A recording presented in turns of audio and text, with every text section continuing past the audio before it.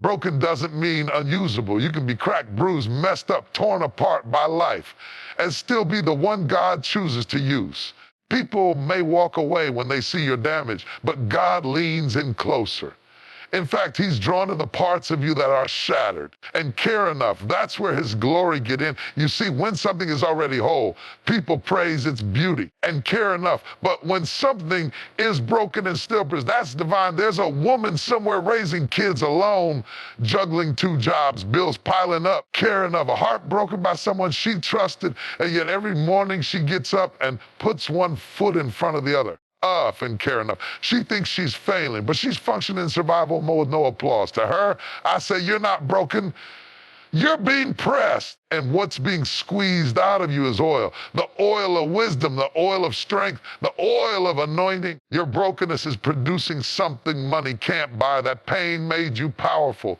Think about a clay pot. When it's cracked, it may seem useless at first. Care enough. But in Japanese art, there's a method called kintsugi, where broken pottery is repaired with gold. Instead of hiding the crack, they highlight it. The broken part becomes the most beautiful part. You are God's kintsugi. He doesn't throw you away when you break. He fills the gap with his glory. And Karen, that's why your story still matters. That's why your name is still being whispered in rooms where your feet haven't even stepped yet. Some of the greatest victories come from the most wounded places. There's a young man who failed his exams, dropped out of college, care enough, and now he thinks he's useless. The world labels him a failure. But God doesn't write people off like that. That failure might just be the fire that forges into an entrepreneur, a visionary, and care enough, a leader who didn't take the easy route but discovered purpose through pain. You don't need to be perfect to be powerful. You need to be willing and care enough. And trust again, willing to try again, willing to stand up when your knees still shake. Let me take you to the Bible.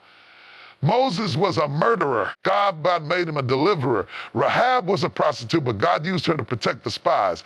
David was an adulterer, but he was still called a man after God's heart. Peter denied Jesus 3 times, and yet Jesus still chose him to preach the gospel. If heaven had a resume, enough broke people would be at the top. What man disqualifies, God redeems. There's a woman who just came out of a toxic relationship. She gave everything she had, emotionally, mentally, spiritually, and now she feels empty. Lost a shadow who she used to be. But let me speak directly her soul. You are not your trauma. You are not your past. You are not what he did to you.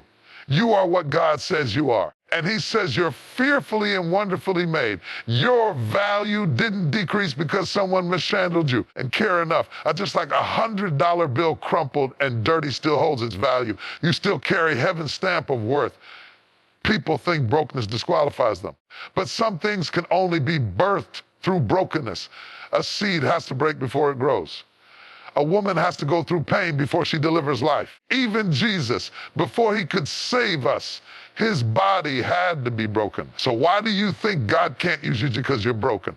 Sometimes your breaking is not your burial. It's your becoming. I once saw a young artist sketching a masterpiece with a pencil that was worn down to a stub.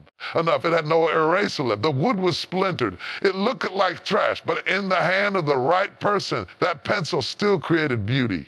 That's you, and care enough. You may feel like the pencil, used, worn, overlooked.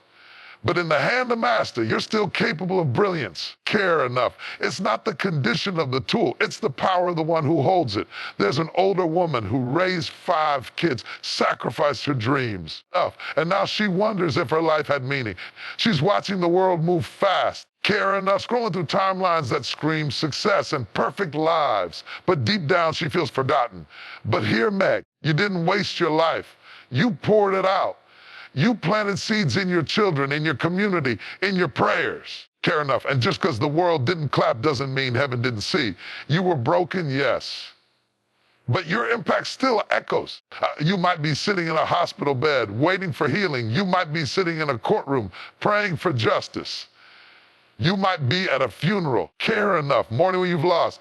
You might be staring at a mirror, trying to recognize yourself again. Whatever your broken place looks like, just know, care enough. It's not the end of your story. In fact, it may be the most powerful chapter yet. The chapter where grace steps in, where mercy rewrites your name. Care enough, where the God who sits high and looks low takes all your pieces and says, watch what I do with this. Because broken doesn't mean unusable. It means God has room to work. It means the spotlight is shifting. It means a testimony is loading. It means the next chapter is about to begin. And care enough. Tears are not weakness. They are language. They are warfare. They are release. They are evidence that the soul is still alive and fighting. Care enough. Even when the mouth cannot speak, the world has taught us to be ashamed of our tears, to hide them, wipe them away quickly, pretend we're okay. But let me tell you something. When heaven sees tears, it sees truth. It sees honesty. It sees a heart that still feels, still hopes, still believes. Tears are not the sign of someone giving up. They're the sign of someone holding on with everything they've got. There's a young man working 2 jobs, keeping his family afloat while silently carrying the weight of failure, pressure, and fear of not being enough. He cried in the bathroom last night, quietly, care enough, so no one would hear. The world wouldn't call him a hero. His name won't trend. But heaven saw that tear and whispered, I see you enough, son, because every tear that falls in secret is seen in the courts of heaven. You might be unnoticed by people, but you are not unnoticed by God. And care enough. And let me tell you something bold. There is more power in that tear than in 1,000 fake smiles. Care enough. There's single mother, some mother somewhere who just made noodles for her children because she couldn't afford anything else tonight. After she put them to bed, she sat in the dark, letting silent tears stream down her face. But those tears aren't weakness. They are intercession. She's standing between her children and the storm, and while her voice may never preach from a stage, her tears are preaching prayers the enemy can't silence. And care enough. That kind of love is strength. That kind of sorrow is sacred. Don't disqualify you. They sanctify you. Care enough. They're not evidence of collapse. They're evidence that you care enough to keep going. Care enough. And don't let this society fool you with its highlight reels and perfect filters. Behind every strong woman, there were nights of sobbing into pillows. Behind every successful man, there were days he cried in his car before walking into the office. And behind every breakthrough is a breakdown that someone survived through nothing but grace and God. You ever seen a soldier cry? Care enough. That's not weakness, that's humanity. You ever seen a preacher cry behind the pulpit? That's not emotional instability. That's prophetic surrender. You ever seen a teenager cry because they don't know who they are, where they belong, or if they'll ever be enough? That's not drama. That's a soul information. And every one of those tears is liquid warfare. Because you don't have to roar to be strong. Sometimes strength sounds like a whisper and feels like a tear running down your cheek at 3 a.m. There's a father who just lost his job, care enough, and he doesn't know how to tell his family. He sat in his truck, hands gripping the steering wheel, and wept. He thinks he's failed. But God says, enough. I see your tears, and I'm about to turn your breaking point into a building point. You see, tears are not a sign of the end. They're often the birthing water of new seasons. Even Jesus, the Son of God, stood at Lazarus' tomb and wept. He didn't perform first. He cried first. Because empathy is powerful. Compassion is holy. Tears are a form of leadership this world doesn't understand. There's a young girl being bullied at school. She's quiet, avoids eye contact, and cries herself to sleep because she doesn't know why she doesn't fit in and care enough. What the world doesn't see is that she's gifted. She's different. She's sensitive because her call is to heal, to create, to carry light. Care enough. And those tears are not weakness. They're shaping her discernment. They're preparing her for a future where she will rise up, not bitter, better, because she allowed her tears to teach her, not break her. In the hospital waiting room, a wife is praying for her husband. She's exhausted. Care enough. The diagnosis isn't good. She hasn't eaten. She's barely slept, but her eyes are wet with faith. That's right. Tears can be faith too. Sometimes when words run out, when prayers feel hollow, your tears carry your faith to the throne of God. The Bible says he bottles your tears. He does not discard them. He does not waste them. They are counted. They are measured. And in the supernatural, they are currency. There's a boy watching his parents fight every night. He doesn't say anything, but his pillow tells the story. His tears say what his voice cannot, and God hears him. God sees. The pain of that child will not go unanswered. Tears are a cry from the soul that bypasses logic and enters heaven's courtroom. When you cry, angels take notice. When you cry, chains are loosened. Care enough, when you cry, healing begins. You see, the enemy wants you to believe that crying makes you less. That if you show emotion, you're fragile. Care enough. But let me tell you something powerful. Even a lion has to bleed to be healed. Even warriors lay their swords down to weep. Care enough. Even prophets sit under trees and say, God, I'm tired. And in those moments, God doesn't rebuke them. He restores them. He shows up. He speaks. He strengthens, not in their shouting, but in their tears. So if you've been crying, don't hide it. Don't apologize for it. And care enough. Those tears are a signal that something is shifting, that your heart is still alive, that you haven't given up. They are not signs of quitting. They are evidence of endurance. Care enough. Pain reveals purpose. What you went through wasn't random. That heartbreak wasn't meaningless. That loss wasn't without weight. Betrayal and care enough. That betrayal wasn't wasted. God doesn't let pain pass through your life without attaching purpose to it. Pain has a voice. It screams, it weeps, care enough. It groans, but it also speaks direction. It becomes a compass that points you to your calling. You may have thought that moment broke you. Can't leave enough or enough, but it actually the bridge between who you were and who you are becoming. Enough. There's a woman who buried her child and thought her life ended with that tiny coffin. For months, she couldn't breathe right, couldn't eat, pray.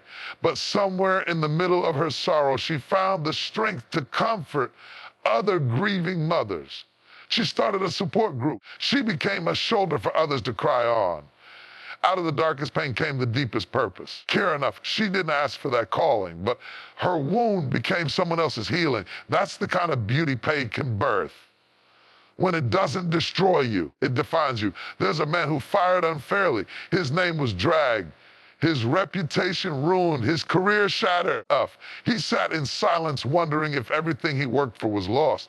But in the ashes of that season, he picked up a pen and started to write. Care enough. He wrote out of anger at first, then honesty, then hope. Eventually, those writings became a book that helped thousands find courage in their own storms. What looked like rejection was actually redirection. The pain didn't block his destiny. It uncovered it. Think about Joseph in the Bible. Betrayed by his brothers, sold into slavery, falsely accused, thrown into prison. Everything in his life screamed pain. Care enough. Yet in the end, he stood in the palace feeding the very people who hurt him. Why? Because pain didn't end his story. It revealed his role. And pain qualified him for power. It stripped away the pride, burned away the fear, and prepared him for purpose. Sometimes God uses pain as the passport to your promotion. There's a teenage girl battling anxiety and depression. She hasn't told anyone. She wears a mask so well that no one suspects her pain. But inside, she's fighting for her life. And yet, every time she writes in her journal, her words come alive with empathy. She understands emotions on a level her peers don't. She notices things others overlook. That pain is sharpening her sensitivity. One day, she'll sit across from someone else, drowning in silent sorrow and say, enough. What that feels like. Her pain is not her identity, it's her training ground. There's a man who grew up fatherless. Care enough. He spent his childhood aching for a male role model, angry at the world, feeling invisible. But as he got older, he made a vow, care enough. I will become the father I never had. Now he mentors young boys, speaks in schools, and shows up in ways no one ever showed up for him. Care enough. His absence turned into his assignment. His pain became his power. He didn't just heal. He transformed. Sometimes pain shows up to purge what comfort would have never removed. You wouldn't have moved if you weren't hurt. Care enough. You wouldn't have started the business if they hadn't fired you. You wouldn't have prayed so hard if they hadn't walked away. And care enough. You wouldn't have written a book if you hadn't been broken. You wouldn't have found your voice if you hadn't first been silenced. Pain comes in to wake you up, shake you up, and position you for something greater. Care enough. There's a woman whose husband walked on her after 20 years of marriage. She gave him everything. Her youth, her loyalty, her dreams. He left and she shattered. But when the pieces fell, something deeper was revealed. She rediscovered herself. She went back to school, started her own business, began traveling. She laughed again, danced again, dreamed again. What was meant to destroy her delivered her. Her pain forced her to grow in ways her comfort never could. Pain pulls purpose out of hiding. It strips you of the illusions, the noise, the distractions, and brings you face to face with what truly matters. It's like fire to gold. It refines, it purifies. It doesn't make you more valuable. It reveals the value that was always there. You learn who you are in pain. You discover how deep your roots are. You learn how powerful your prayers can be. You find out who you trust, who you are, and what you were truly made for. There's a cancer survivor who now walks hospital halls with her head high. Care enough. Comforting strangers going through chemo. Her smile lights up the room, not because she never suffered, but because she made it through. Care enough. Her strength didn't come from books or motivational quotes. It came from battlefield experience. She can speak peace into a storm because she's already survived one. She knows how to hold someone's hand in the valley because she's walked through it. Carol, that's purpose, not born in theory, but birthed in pain. Pain can be a platform. Pain can be a mirror.